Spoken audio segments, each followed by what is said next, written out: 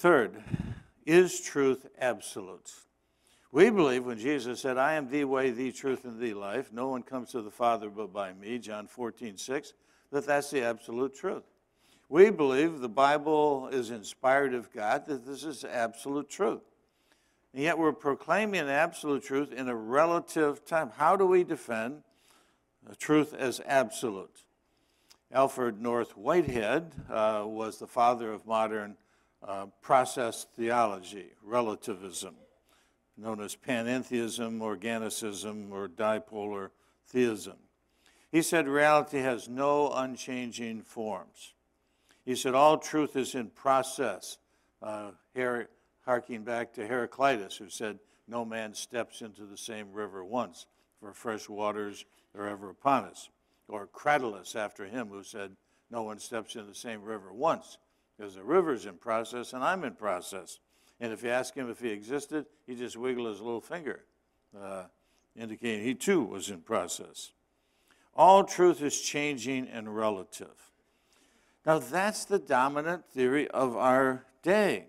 And we have to know how to respond to this if we're going to defend the truths of Christianity. Well, first of all, relativism fails because it either affirms that relativism is absolutely true, which is self-defeating, or else it claims its view is just another relative statement, and hence it's unsuccessful in establishing that it's true. So either it slits its own throat, hangs itself on its own gallows, or can't establish its view as true because it's just another relative statement. Here's the absolute truth. If you say there is no absolute truth, you must respond by saying, is that absolutely true?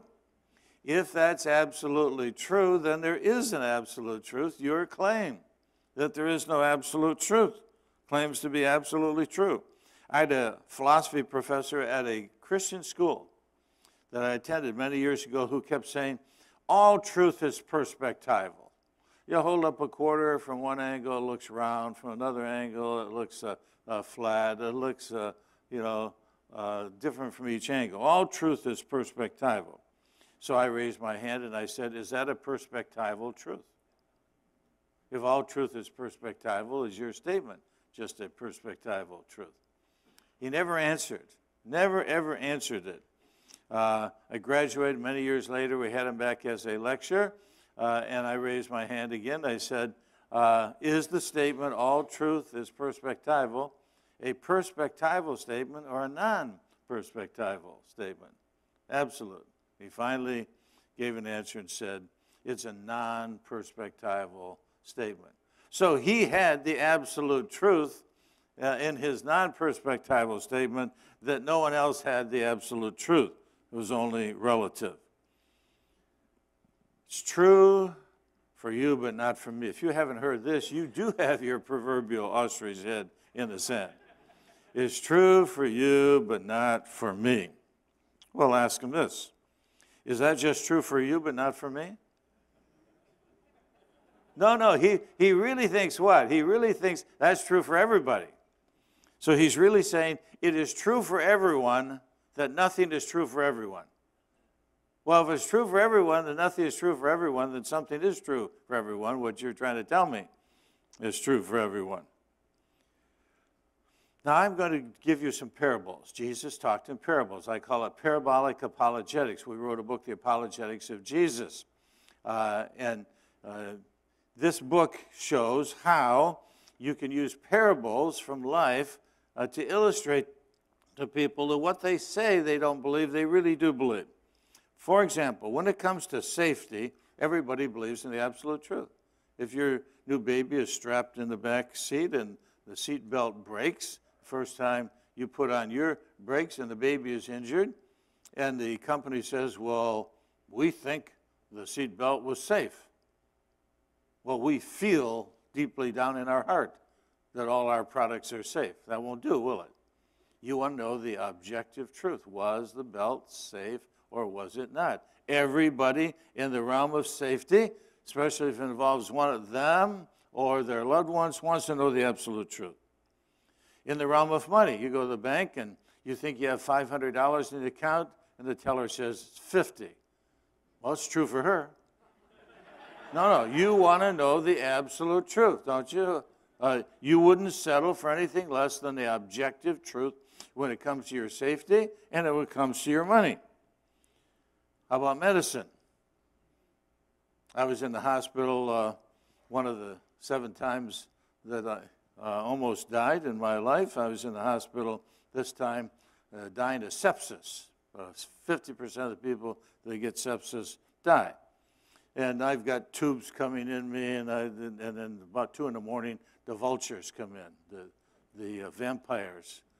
No offense if you're a doctor or a nurse, but the bloodletters come in.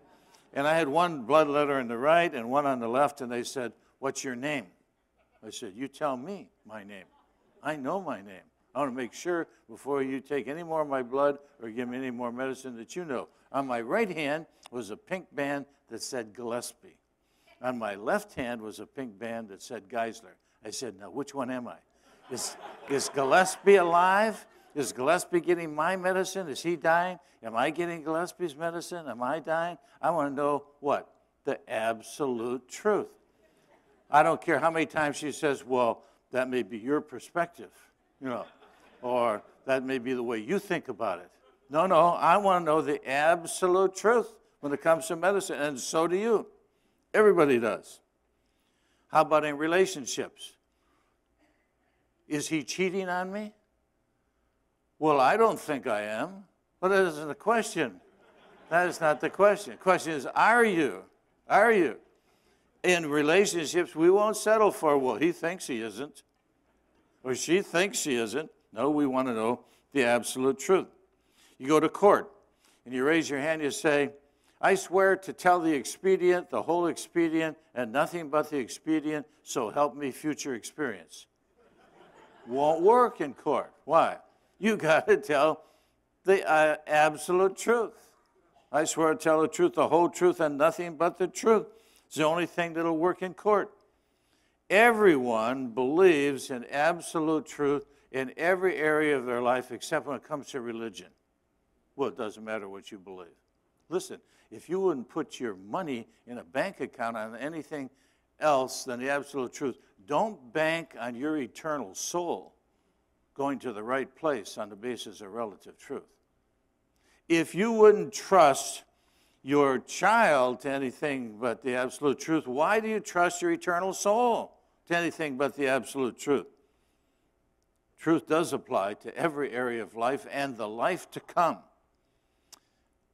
This leads to the 4th point, objections to absolute truth. Objection 1, truth changes. What's true today may be false tomorrow. The progress of science is proof that truth is constantly changing. Because they used to believe that the world was square, and now we believe the world is round. Obviously, truth is changing. No, it isn't. The earlier view was false. It wasn't true that the earth was flat. It always was true that it's round. What changed was you changed from having a false view to having a true view. Our view is true now because it corresponds to the facts. The earth is round. Their view was false because it didn't correspond to the facts. Truth does not change. The earth was always round. Those who believed it was flat were in error, not in truth. Objection 2. Belief in absolute truth is a narrow view. Now, this one, they always think they have us because nobody wants to be narrow. Nobody wants to be narrow-minded. Everybody wants to be broad-minded. So to believe in truth is a very narrow view. Response. Truth is narrow by its very nature. In fact, the most narrow person I ever met was my kindergarten teacher, Miss Kneppel. That was her name, Miss Kneppel. I didn't name her. There she was. And she would say, she'd always throw my middle name in there, Norman Leo. I knew I was in trouble when she said Norman Leo. What's 2 plus 2? I'd say 5. Whack on the hand with a ruler. cruel and unusual punishment by today's standards. But we learned, you know what? She was so narrow.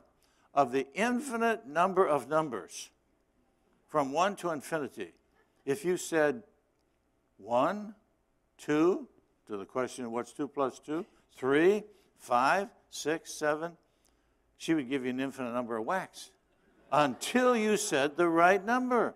I think that's pretty narrow, isn't it? Well, why can't I like 7. 7's a nice number. You know, doesn't matter. Truth is narrow by its very nature. I am here. I'm not there. I'm not there. I'm not there. I'm not anywhere else in the universe. Everything else is wrong. I'm here, and to say that I'm anywhere else is wrong.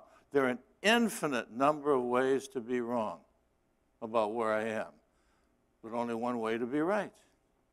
I am here. 4 plus 4 is 8. Only 8. Not 7, 9, 10, or on into infinity. You say, that's narrow. That's the way truth is. It's narrow. Response. Saying atheism is true is narrow, since it excludes all of its opposites. I was debating an atheist at Rice University a number of years ago, and he wrote a book called Religion Without God. That's kind of like romance without a spouse. But anyway, I wrote a book called Christian Apologetics, and he held up my book and he said, you know what Geisler says in this book? He says, Christianity is true and everything opposed to it is false. These are really narrow-minded people. So when it was my chance to speak, I got up and I said, you know Dr. Kalenda says in this book? He says, atheism, it was humanism really we were debating, humanism is true and everything opposed to it is false. These are very narrow-minded people. Now get this, if A is true, atheism, all non-A is false. If G is true, that God exists, all non-G is false.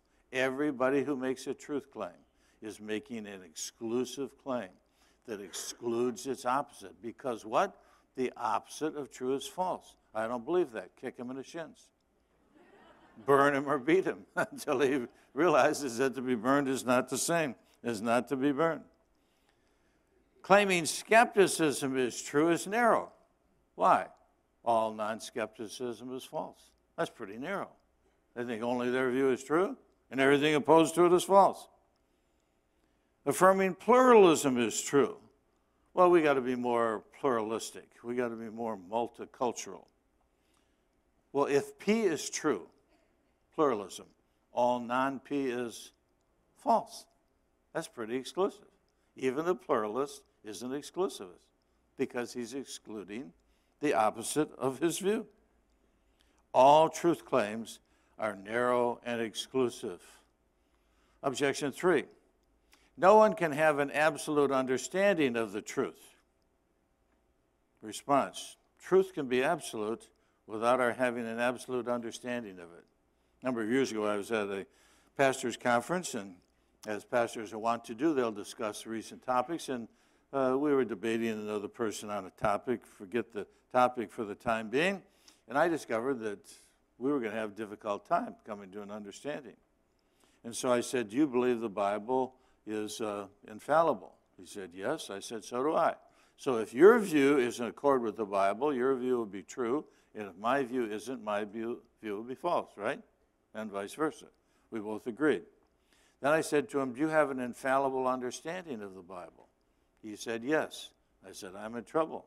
I'm debating the Protestant Pope. He's got an infallible understanding of the infallible. I don't. I've been wrong many times about the Bible. I've been wrong at least 3 times about the sons of God at Genesis 6, because there are 4 views, and I've held all 4 views over the last 50 years. So I had to be wrong at least 3 times. I don't have an infallible understanding of the infallible. So I thought I'd ask another question. Is God infinite? He said, yes. I said, do you have an infinite understanding of God? Sure enough, he said, yes. I said, I'm not debating the Protestant Pope. I'm debating God. He has an infallible understanding of the infallible and an infinite understanding of the infinite. I said, let's have coffee. There's nothing else to say, right? We're not saying we have an absolute understanding of the truth. We're saying the truth is absolute. Our understanding is finite. Now we see through a glass darkly, then face to face. Now we know in part, then we'll know even as we are known. Truth can be absolute without our having an absolute understanding of it. Something can be absolutely true without our having absolute evidence for it. You don't need absolute evidence for it. We don't have absolute evidence for hardly anything except we exist. You can't deny that. Basic laws of thought. You don't need absolute understanding of truth for it to be absolute, and you don't need absolute proof of it for it to be absolute. Objection 4, there are examples of relative truths. How can you say that all truth is absolute when I can give you examples of relative truth? Well, all the alleged examples fail. Let me give you some of them. Whatever is true for everyone, everywhere, and always. So let me define very carefully what I mean. An absolute truth is something that's true for everyone, everywhere, and always. A relative truth would not be true for everyone or everywhere or always.